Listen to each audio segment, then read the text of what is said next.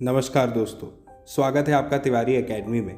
दोस्तों, आज के इस वीडियो में हम बात करेंगे कक्षा 8 के सामाजिक विज्ञान में इतिहास के अध्याय 4 की। इतिहास का अध्याय 4 जिसका शीर्षक है आदिवासी, दीकू और एक स्वर्ण युग की कल्पना।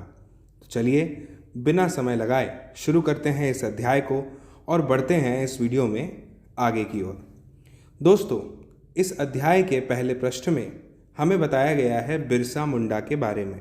मुंडा दोस्तों एक जनजाति समूह है जो कि छोटा नागपुर में निवास करता है, यानी छोटा नागपुर में रहता है। ठीक है, तो यहाँ पर हमें बताया गया है 1895 से 1895 में बिरसा नाम का एक आदमी था जो कि झारखंड में छोटा नागपुर के जंगलों और गाँव में घूमते देखा गया था।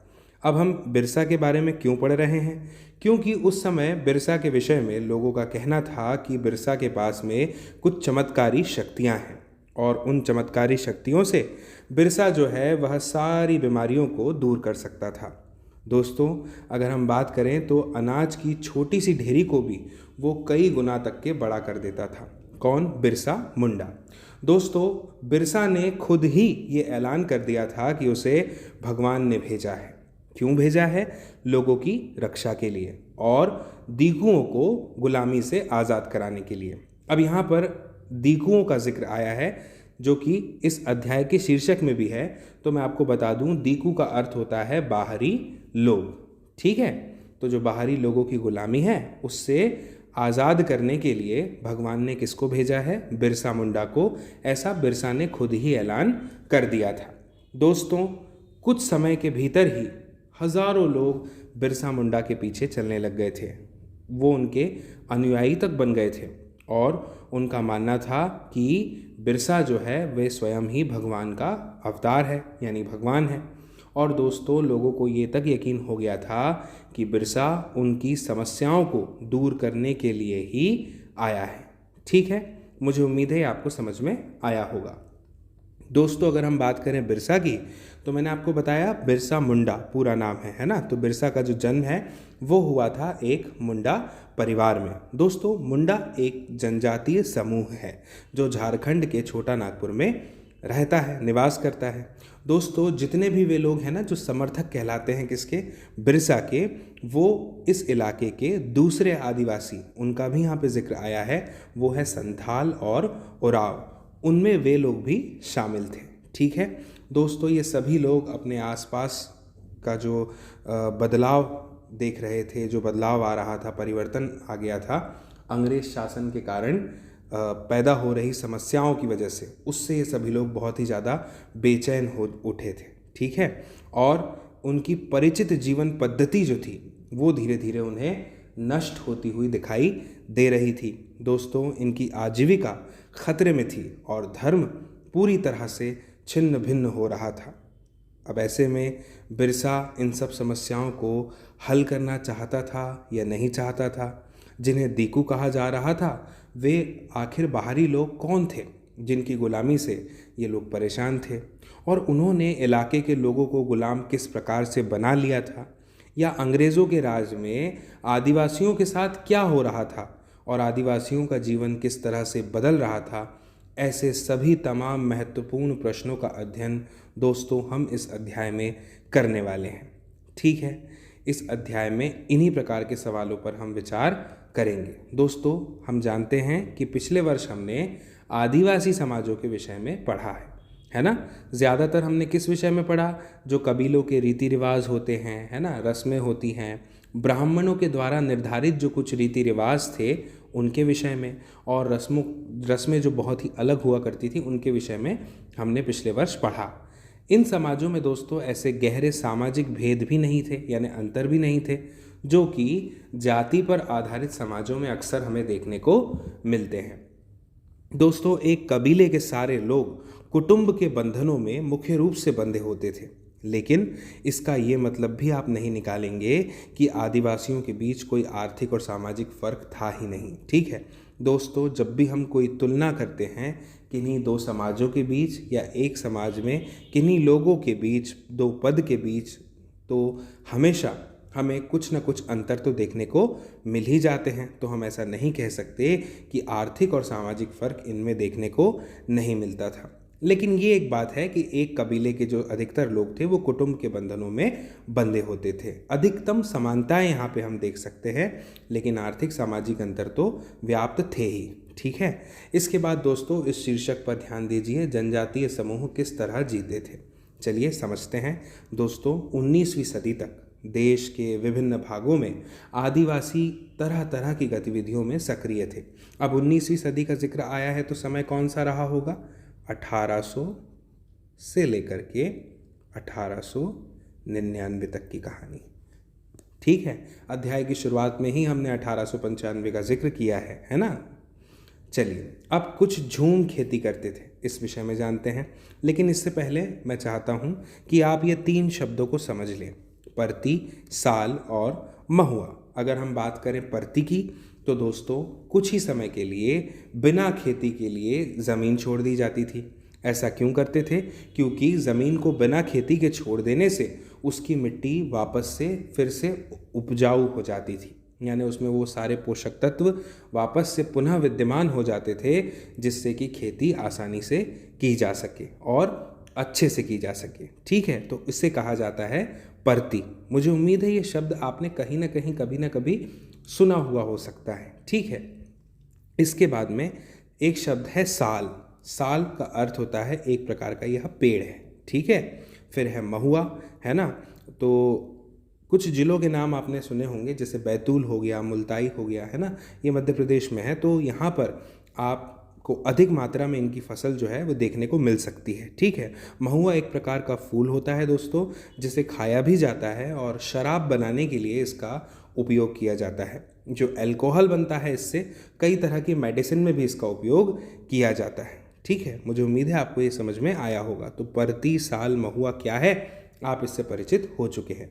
अब हम देखते हैं कुछ झूम खेती करते थे, इस शीर्षक को समझते हैं। दोस्तों कुछ समुदाय ऐसे थे जो झूम खेती किया करते थे। अब ये झूम खेती क्या है? आप ऐसा समझ लीजिए कि एक प्रकार की घुमंतू खेती है।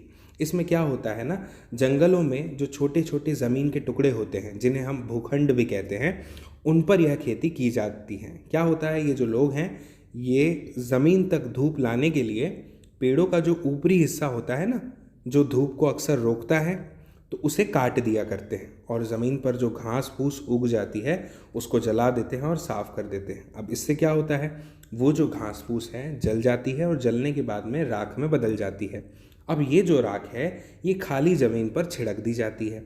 ऐसा क्यों करते हैं? क्योंकि इस राख में होती है पोटाश। इससे क्या होता है, मिट्टी उपजाऊ हो जाती है। कूल्हड़ों से पेड़ों को काटा जाता है ना, कुल्हाड़ों से, कुल्हाड़ियों से, और कुदालों से ज़मीन की ऊपरी सतह को खुरच दिया जाता है। खेतों को जोतने और बीज रोपने की बजाय उन्हें बस खेत में बिखेर दिया जाता है।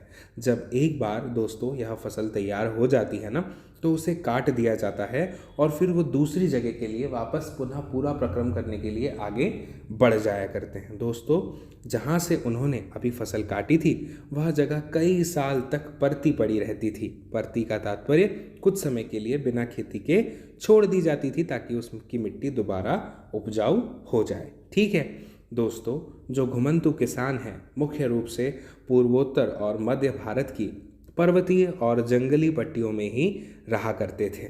ठीक है, इन आदिवासी समुदायों की जिंदगी जंगलों में बेरोक टोक आवाजाही और फसल उगाने के लिए ज़मीन और जंगलों के उपयोग पर आधारित थी।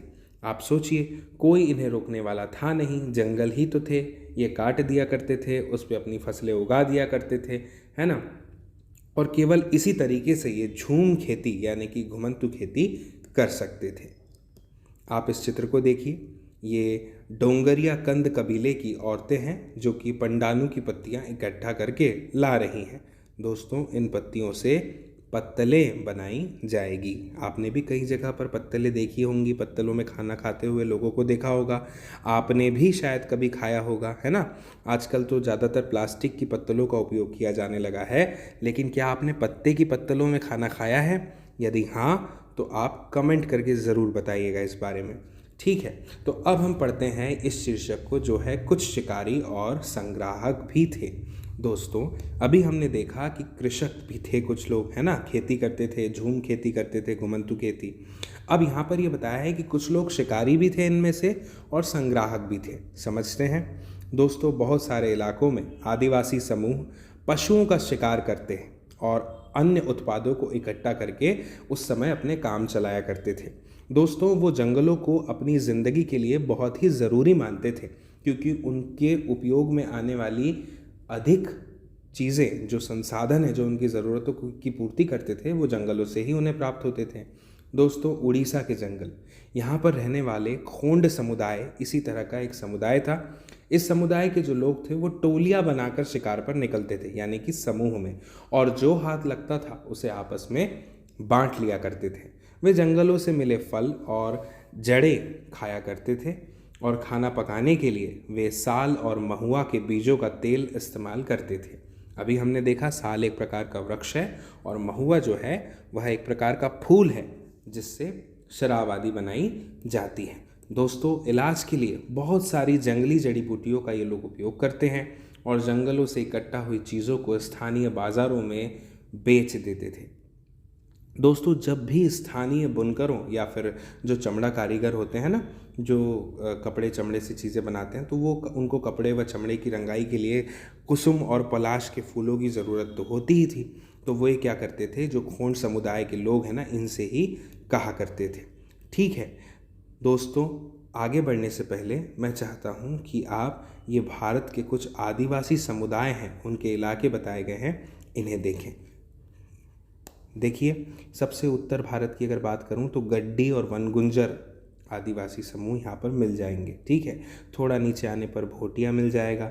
मध्य प्रदेश की बात करें तो देखिए बेगास, बंजारा, गोंड यहाँ पे मुख्य रूप से पाई जाने वाली आदिवासी जनजातियाँ हैं। इसके अलावा यहाँ पर आप देखिए सहारिया, भील, वान, गुज्जर्स, राठवा, है ना। फिर थोड़ा नीचे आएंगे तो बंजारा, और नीचे आए तो कोया, बंजारा, गोंड। दक्षिण भारत में सबसे नीचे माला, इरूलर, है ना। और यहाँ पर देखिए मध्य प्रदेश से जुड़ा हुआ ही यहाँ पर आपको बैगास, मारिया, गोंड, संथाल, मुंडा, हम मुंडा समुदाय यहाँ की बात कर रहे हैं, उराव, संथाल, झारखंड है ये, है ना। पराजा, बोंडा, कंडा, कोया, सौरा, खोंड, ये सब यहाँ पाई जाती हैं। फिर इसके बाद में आप देखेंगे हंजंग, खासी, है ना, यांग, नागा, अपाटनी, निशी, ये सब जो है ये पूर्वी भारत में है। ठीक है, तो हमने इनके नाम देखे। अब यह नाम आपको थोड़े बहुत परिचित लगेंगे जब भी इनका उपयोग इस अध्याय में किया जाएगा। ठीक है दोस्तों, इन समुदायों को चावल और अन्य अनाज कहाँ से मिलते थे? दोस्तों, कई बार ऐसा होता था कि चीज़ों की अदला बदली से काम चल जाया जाता था, जिसके बारे में हमने पढ़ा है कि इसे वस्तु विनिमय प्रणाली भी कहा जाता है ना। कई बार जो ज़रूरी चीज़ें हैं उनके लिए अदला बदली हो जाती थी और उन्हें खरीदने के लिए अपनी मुट्ठी भर आमदनी का सहारा लेना पड़ता था। दोस्तों, उनमें से कई लोग आसपास के गांवों में नौकरी भी किया करते थे। कोई बोझ ढोता था, कोई सड़क निर्माण कार्यों में नौकरी करता था। कई आदिवासी खेत मजदूर थे। जब वन उत्पाद कम पड़ जाते थे तो आदिवासियों को मजदूरी के लिए ज़्यादा भटकना पड़ता था, है ना। आप इसको इस तरह से समझिए कि आप अपने घर पर सब्जियां उगाया करते हैं। अब सब्जी उगना बंद हो गई या कम हो गई, तब आप क्या करेंगे? आपको कोई और काम पर निर्भर होना पड़ेगा। तो यही कहानी यहाँ पर भी थी दोस्तों। लेकिन उनमें से बहुत सारे समुदाय, जैसे कि मध्य भारत के बैगा, है ना, ये औरों के लिए काम करने से कतराया करते थे। बैगा खुद को जंगल की संतान मानते थे, जो केवल जंगल की उपज पर ही जिंदा रह सकती है। मजदूरी करना बैगाओं के लिए अपमान की बात है। ठीक है दोस्तों, जो चीज़ें आसपास पैदा नहीं होती थी उन्हें हासिल करने के लिए आदिवासियों को खरीद फरोख्त भी करनी पड़ती थी।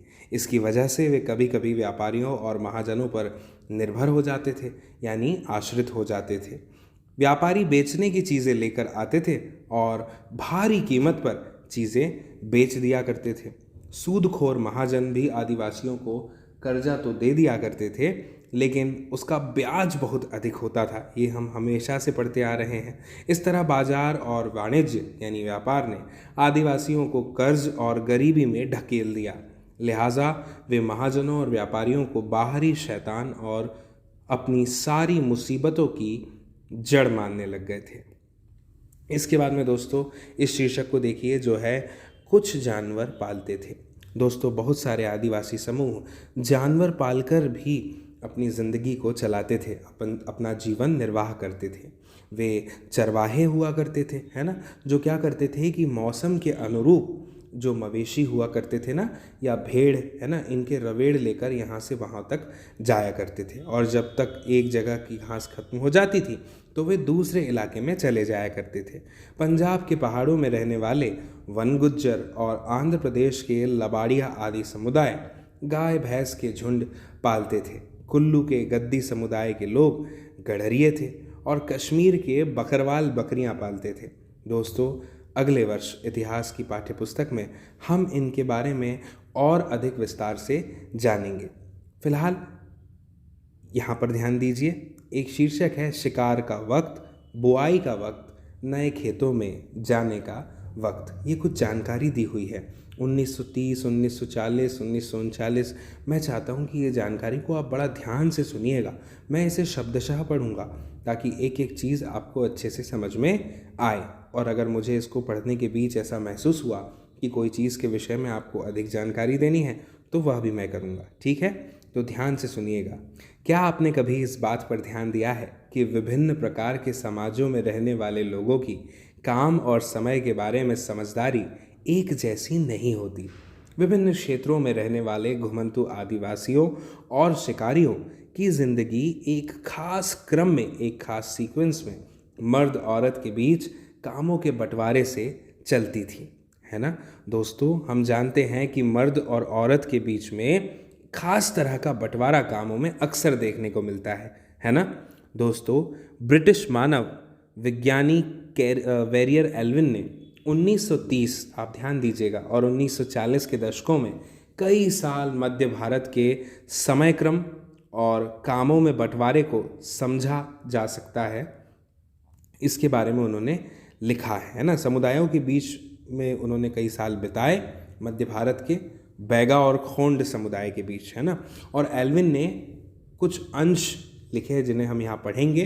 इससे हम समझ सकते हैं कि उस समय किस प्रकार से बंटवारा किया था। चैत में औरतें इकट्ठा करने और बचे कुछ एक ठूंठों को काटने जाती थी। पुरुष बड़े पेड़ों को काटते थे और शिकार पर जाते थे। शिकार पूरे चांद के समय पूर्व से शुरू होता था। शिकार के लिए बांस के फंदों का उपयोग किया जाता था। याद रखिएगा, बांस के फंदों का शिकार के लिए उपयोग करते थे। औरतें सागो, इमली और मशरूम, जिसे कुकुरमुत्ता भी कहा जाता है, आदि फल बीन कर लाती थी। बेगा औरतें या तो केवल जड़ें या कंद इकट्ठा करती थी या महुआ के बीज इकट्ठा करती हैं। मध्य भारत के आदिवासियों में बेगाओं को सबसे अच्छा शिकारी माना जाता था। बैसाख में जंगलों को जलाया जाता था। औरतें अध जली लकड़ियों को ईंधन के लिए बीन लेती थी। आदमी शिकार पर जाते रहते थे लेकिन गांव से दूर नहीं जाते थे। जेठ में बुआई होती थी और शिकार चलता रहता था। ये चैत, जेठ, ये सब महीनों के नाम हैं, ठीक है ना। दोस्तों बैसाख में जंगलों को जलाया जाता था, ये अभी हमने पढ़ा, है ना। जेठ में बुआई होती थी, शिकार चलता रहता था। आषाढ़ से भादों तक मर्द खेतों में काम करते थे। कुंवार में फलियां आने लगती थी और कार्तिक कुटकी में पक जाती थी। अगहन में सारी फसल तैयार हो जाती थी और पूस में फटकन किया जाता था। नाच गाना, शादियां भी पूस के महीने में ही होती थी। माघ में पुरुष नए बेवड़ की तरफ चल देते थे। इस दौरान शिकार व चीज़ों का संग्रह ही जीने की मुख्य गतिविधि होती थी। यह चक्र पहले साल का होता था। दूसरे साल शिकार के लिए ज़्यादा समय मिल जाता था क्योंकि केवल कुछ फसलों की ही बुआई कटाई होती थी। क्योंकि भोजन काफ़ी होता था इसलिए पुरुष बेवड़ों में ही रहते थे। तीसरे साल में भोजन के लिए वन उत्पादों की भी ज़रूरत पड़ने लगती थी। वेरियर एल्विन द्वारा लिखित बैगा 1939 और एल्विन की अप्रकाशित रचना notes on the Khonds, Verrier Elwin papers, Nehru समिति संग्रहालय एवं पुस्तकालय पर आधारित यह लेख था जो मैंने अभी आपके समक्ष पढ़ा। इस चित्र को देखिए। ईंधन की लकड़ी ले जाती एक संथाल लड़की, बिहार 1946। बच्चे वन उपज इकट्ठा करने के लिए अपनी माँओं के साथ जंगल में जाते हैं। चलिए अब आगे बढ़ते हैं और समझते हैं इस शीर्षक को, जो है कुछ लोग एक जगह खेती करते थे। इससे पहले ये समझिए, बेवड़ मध्य प्रदेश में घुमंतु खेती के लिए उपयोग में लाया जाने वाला एक शब्द है बेवड़। ठीक है दोस्तों, बात करेंगे 19वीं सदी से पहले की। क्या होता था कि बहुत सारे जो जनजातीय कबीले थे ना, वो एक जगह ही टिक करके खेती करने में लगे हुए थे। बार बार जगह बदलने की उनको आवश्यकता नहीं थी। वे इसकी बजाय क्या करते थे ना कि साल दर साल एक ही जगह खेती किया करते थे। हलों का उपयोग करने लग गए थे और धीरे धीरे उन्हें ज़मीन पर अपना अधिकार मिलते जाने लग गया था। समझ रहे हैं आप?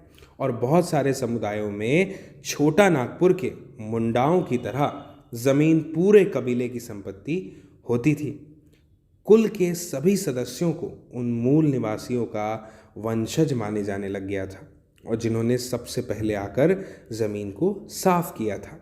लिहाजा दोस्तों, ज़मीन पर सभी का बराबर हक होता था। फिर भी अक्सर ऐसा होता था कि कुल के जो कुछ लोग थे ना, वो औरों से अधिक ज़्यादा शक्ति यानी कि ताकत जुटा लेते थे। कुछ मुखिया बन जाया करते थे और बाकी उनके अनुयायी होते थे। दोस्तों, जो ताकतवर हुआ करते थे ना, वे खुद खेती करने की बजाय अक्सर उनकी जो ज़मीन थी उसे बटाई पर दे दिया करते थे। ठीक है, ब्रिटिश अफसरों को गोंड और संथाल जैसे एक जगह ठहरकर रहने वाले आदिवासी समूह शिकारी संग्राहक या घुमंतु खेती करने वालों के मुकाबले ज़्यादा सभ्य दिखाई देते थे और जंगलों में रहने वालों को जंगली और बर्बर माना जाने लग गया था। दोस्तों, क्या आपको पता है कि उस समय अंग्रेज़ों को ऐसा लगता था कि उन्हें स्थायी रूप से एक जगह बसाना और सभ्य बनाना बहुत ही अधिक ज़रूरी है। ठीक है, मुझे उम्मीद है आपको यह समझ में आ रहा होगा। अब हम बहुत ही महत्वपूर्ण शीर्षक को दोस्तों इस अध्याय में पढ़ने वाले हैं और मेरी आपसे यह अपेक्षा है कि आप बहुत गंभीरता से इसे समझने का प्रयास करें। यह शीर्षक है औपनिवेशिक शासन से आदिवासियों के जीवन पर क्या असर पड़ने लग गए थे। बहुत ध्यान से समझिएगा क्योंकि यही इस अध्याय का सबसे मुख्य शीर्षक है, आप ऐसा मान के चलिए। ठीक है दोस्तों, समझिए, कहानी है ब्रिटिश शासन के समय की। ब्रिटिश शासन के दौरान जो आदिवासी समूह थे ना, उनका जीवन धीरे धीरे करके पूरी तरह से बदल गया। अब ये बदलाव क्या थे, किस प्रकार आए, इसको समझने का प्रयास करिए। सबसे पहले समझते हैं आदिवासी मुखियाओं का क्या हुआ। आदिवासियों में जो मुखिया हुआ करते थे उनका क्या होने लगा। दोस्तों, जैसे जैसे अंग्रेज आते चले गए तो बहुत सारे इलाके शुरुआत में आदिवासियों के मुखियाओं का उसमें महत्वपूर्ण स्थान हुआ करता था। उनके पास औरों से ज़्यादा आर्थिक ताकतें हुआ करती थी और क्या था कि वो अपने इलाकों पर नियंत्रण रखा करते थे। कई जगह उनकी अपनी पुलिस हुआ करती थी और वे ज़मीन और वन प्रबंधन के स्थानीय नियम जो थे वो खुद ही बनाया करते थे। लेकिन जब ब्रिटिश शासन आया तो उसके तहत मुखियाओं के कामकाज और अधिकार काफ़ी तरह से बदल गए थे। उन्हें कई कई गांवों पर ज़मीन का मालिकाना तो मिलता रहा, लेकिन उनकी शासकीय शक्तियां छिन गई और उन्हें ब्रिटिश अधिकारियों द्वारा बनाए गए नियमों को मानने के लिए बाध्य कर दिया गया। दोस्तों, उन्हें अंग्रेज़ों को नजराना देना पड़ने लग गया और अंग्रेज़ों के प्रतिनिधि की हैसियत से अपने समूहों को अनुशासन में रखना होता था। पहले उनके पास जो ताकत थी अब वह नहीं रही थी। परंपरागत कामों को करने से वे लाचार हो गए थे, यानी कि अंग्रेज़ों के हाथ की कठपुतलियाँ बन गए थे, ऐसा आप कह सकते हैं। ठीक है, इस चित्र को देखिए जो दिया हुआ है, देख पा रहे हैं। पूर्वोत्तर के निशी आदिवासियों के एक गांव में लट्ठों से बना एक घर, जब ये घर बनाए जाते हैं तो पूरा गांव इसमें मदद करता है। अब समझते हैं अगला शीर्षक जो है घुमंतु काश्तकारों का क्या हुआ। दोस्तों, ऐसे समूहों से अंग्रेज़ों को काफ़ी परेशानी थी जो यहाँ वहाँ भटकते रहते थे और एक जगह ठहर कर नहीं रहते थे। वो तो ये चाहते थे कि आदिवासियों के समूह एक जगह स्थायी रूप से रहे और खेती करें। स्थायी रूप से एक जगह रहने वाले किसानों को नियंत्रित करना आसान था। अंग्रेज़ अपने शासन के लिए दोस्तों उस समय आमदनी का एक नियमित स्रोत भी तो चाहते थे। फलस्वरूप उन्होंने ज़मीन के बारे में कुछ नियम लागू कर दिए। उन्होंने ज़मीन को माप कर प्रत्येक व्यक्ति का एक हिस्सा तय कर दिया। उन्होंने यह भी तय कर दिया कि किसे कितना लगान देना होगा। दोस्तों, कुछ किसानों को भूस्वामी और दूसरों को पट्टेदार घोषित किया गया। दोस्तों, जैसा कि हमने अध्याय 2 में देखा, पट्टेदार अपने भूस्वामियों का भाड़ा यानी किराया चुकाते थे और भूस्वामी सरकार को लगान दिया करते थे, है ना। दोस्तों, हमने झूम खेती के बारे में जाना, है ना। झूम काश्तकारों को स्थायी रूप से बसाने की अंग्रेज़ों की कोशिशें बहुत कामयाब नहीं रह पाई। जहाँ पानी कम हो और मिट्टी सूखी हो, वहाँ हलों से खेती करना आसान नहीं होता। तो फिर क्या होता है, हलों की मदद से खेती करने वाले उपज भी नहीं दे पाते थे, ठीक है। हलों से खेती करने वाले जो झूम काश्तकार थे, उनको अक्सर बहुत नुकसान हुआ करता था और उनके खेत अच्छी तरह से उपज नहीं दे पाते थे।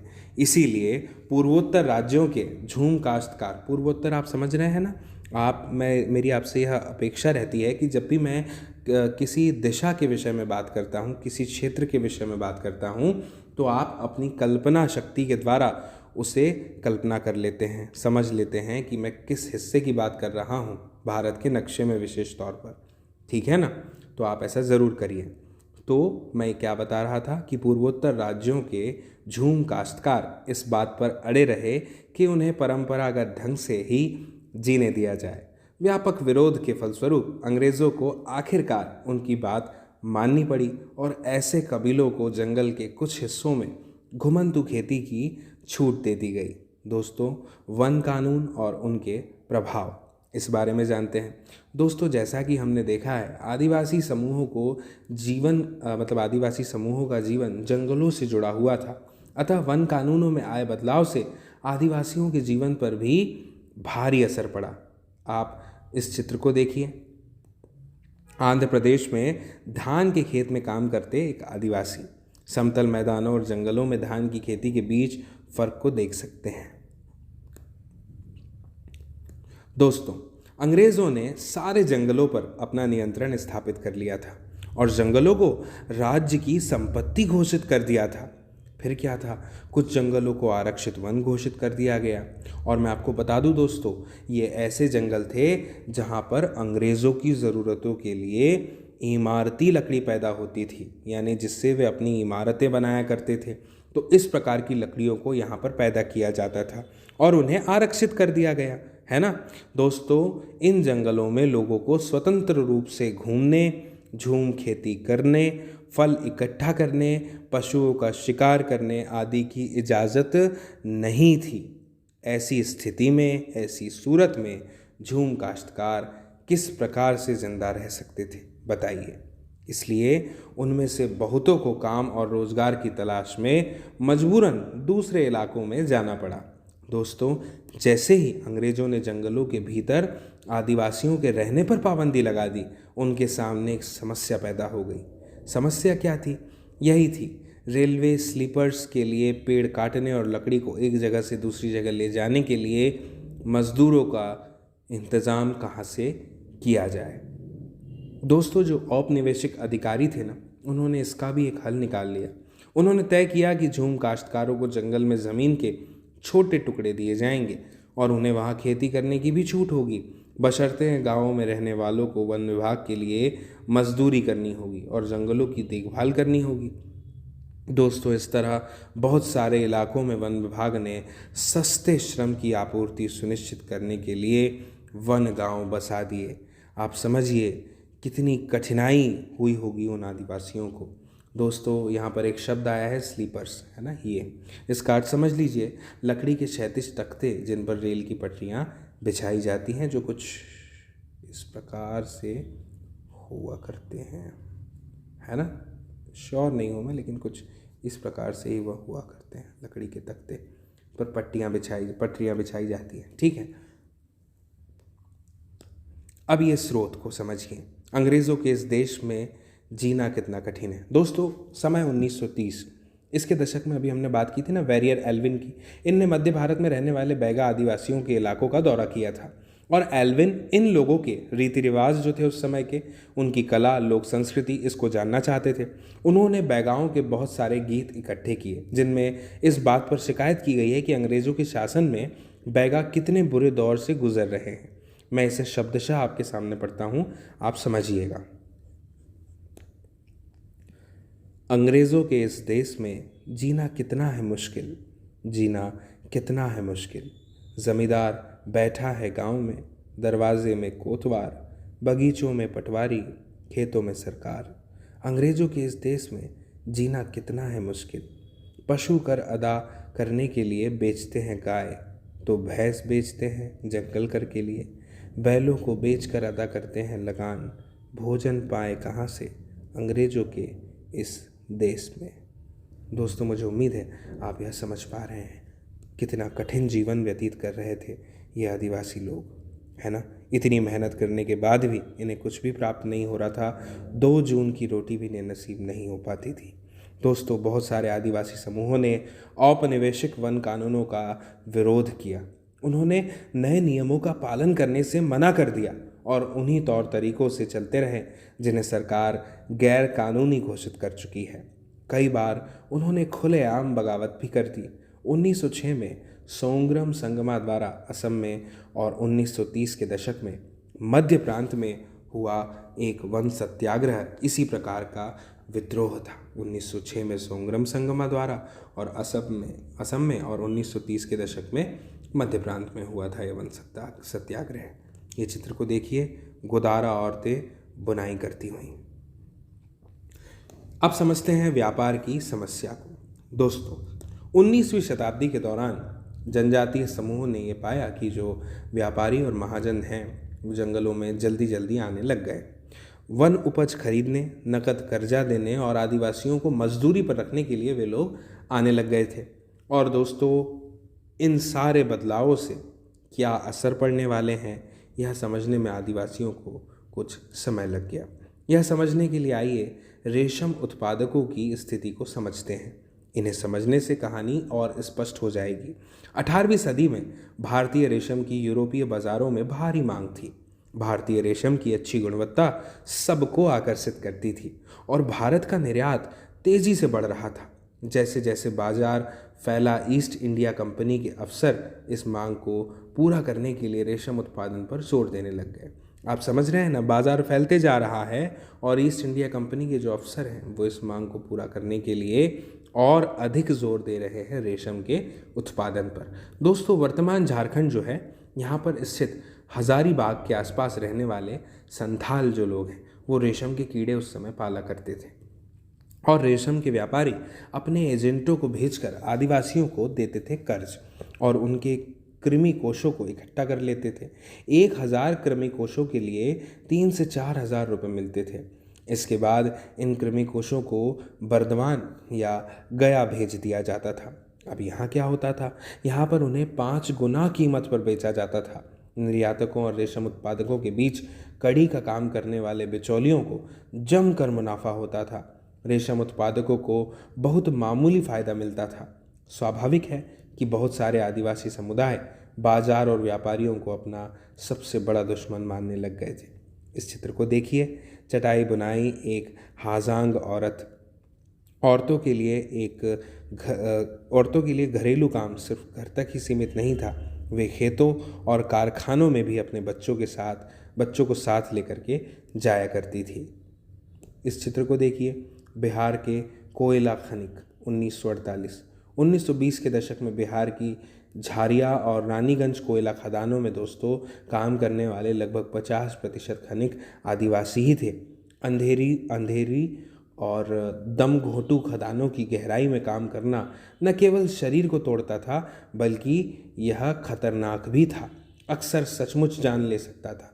1920 के दशक में देश की कोयला खदानों में हर साल 2000 से ज़्यादा मजदूर मारे जाते थे। दोस्तों, इस पर एक फ़िल्म बनी है कोयला खदान के ऊपर। उस फिल्म का नाम है काला पत्थर। अमिताभ बच्चन, शशि कपूर और शत्रुघ्न सिन्हा इस फिल्म में है।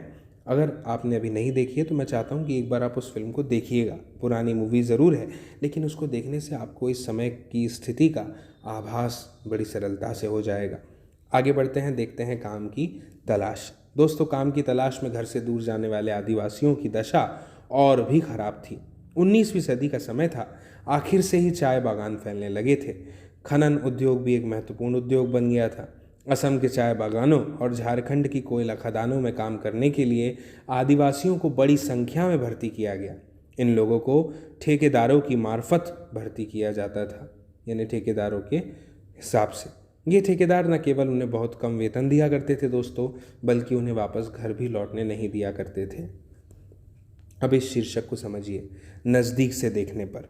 दोस्तों, 19वीं और 20वीं शताब्दियों के दौरान देश के विभिन्न भागों में जनजातीय समूहों ने बदलते कानूनों, अपने व्यवहार पर लगी पाबंदियों, नए करों और व्यापारियों और महाजनों द्वारा किए जा रहे शोषण के खिलाफ कई बार बगावत की।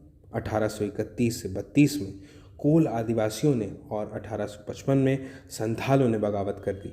मध्य भारत में बस्तर विद्रोह 1910 में हुआ और 1940 में महाराष्ट्र में वर्ली विद्रोह हुआ। बिरसा जिस आंदोलन का नेतृत्व कर रहे थे, लीडरशिप संभाल रहे थे, वह भी इसी तरह का विद्रोह था। बिरसा मुंडा, जानते हैं इसके बारे में। इससे पहले ये पढ़ लेते हैं, लहू लुहान मेरे कंधे। मुंडा आदिवासियों के गीतों में उनके कष्ट झलकते हैं। हाय कोहलू के बैल की तरह मैं, लहू लुहान मेरे कंधे, जमींदार के दूत दिन और रात करते हैं मुझे परेशान।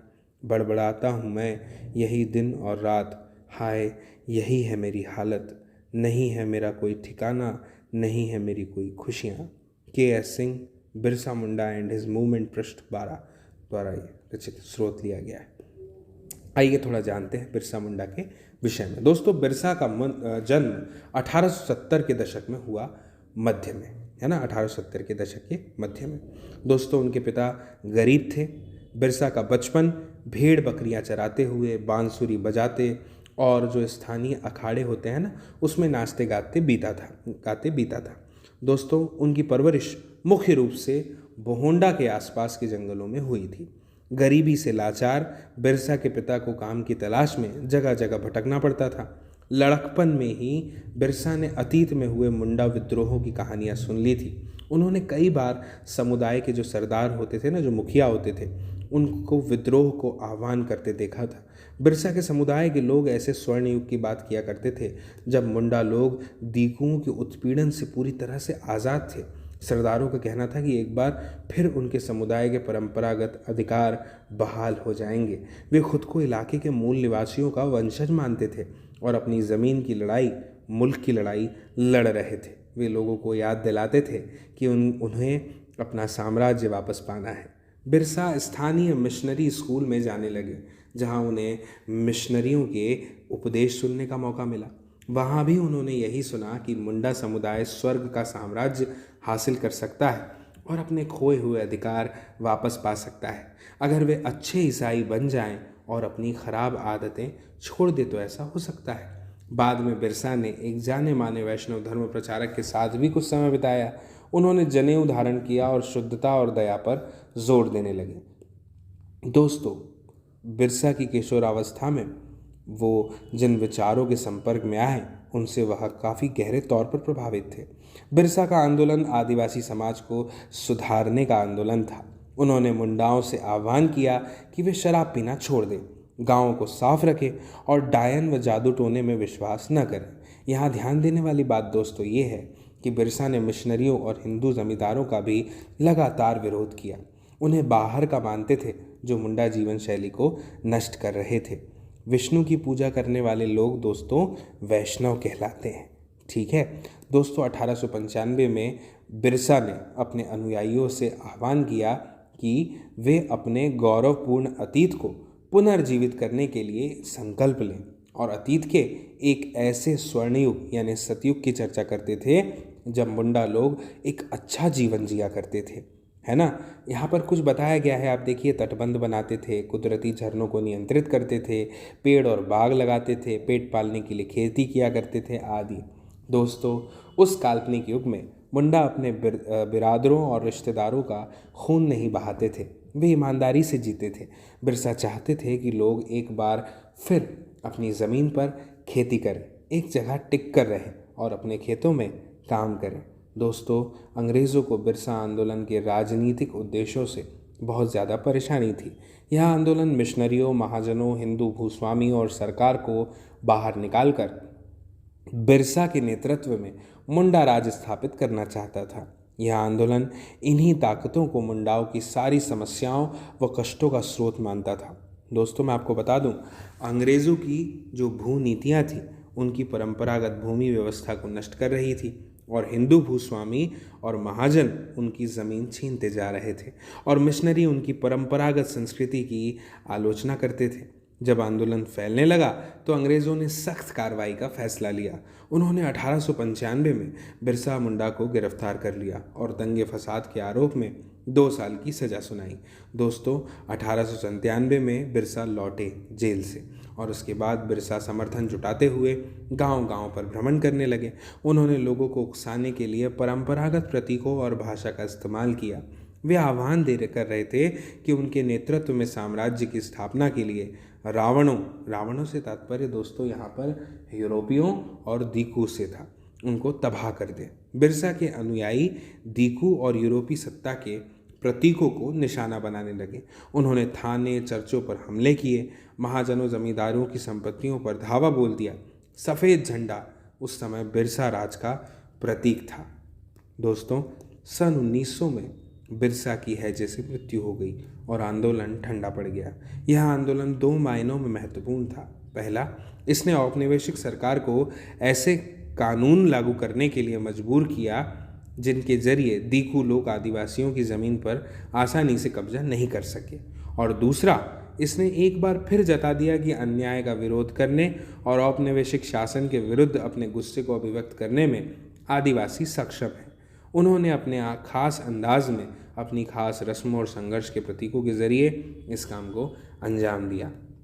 अब यहाँ पर एक जानकारी पड़ी है, अन्यत्र के अंतर्गत जो दी हुई है, हमें नकदी की क्या ज़रूरत। दोस्तों, ऐसे बहुत सारे कारण हैं जिनकी वजह से आदिवासियों और अन्य सामाजिक समूह प्रायः बाजार के लिए पैदावार नहीं करना चाहते थे।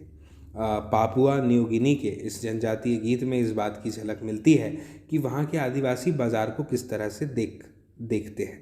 कहते हैं, नकदी है बेकार का कूड़ा करकट, बारिश ये रोक नहीं सकती और देती हैं तकलीफ़ें। इन सरकारी मठाधीशों के लिए क्या मैं जोश से करूँ काम, क्या मैं चढ़ूँ नारियल के पेड़ पर? तो है नकदी फसलें अच्छी, लेकिन श्रीमान मुझे बताएं, अगर खरीदने को नहीं है कुछ तो मैं चिंता करूँ क्यों? कोहेन, क्लार्क एवं हास्वेल संग the economy of subsistence agriculture 1970 में एक गीत पर यह आधारित है। दोस्तों, मुझे उम्मीद है कि आपको यह समझ में आया होगा और अगर यह आपको अध्याय समझ में आया है तो मेरी आपसे अपेक्षा है कि आप इस वीडियो के लिंक को ज़रूर साझा करें, शेयर करें अपने दोस्तों, मित्रों, साथियों, सहपाठियों के साथ में, ताकि वे लोग भी इस अध्याय को समझ पाएँ, देख पाएँ, मुंडा जनजाति की इस कहानी को, आदिवासियों की कहानी को समझें। और जल्दी हम मिलेंगे दोस्तों अगले अध्याय में, अगले वीडियो में। तब तक के लिए नमस्कार।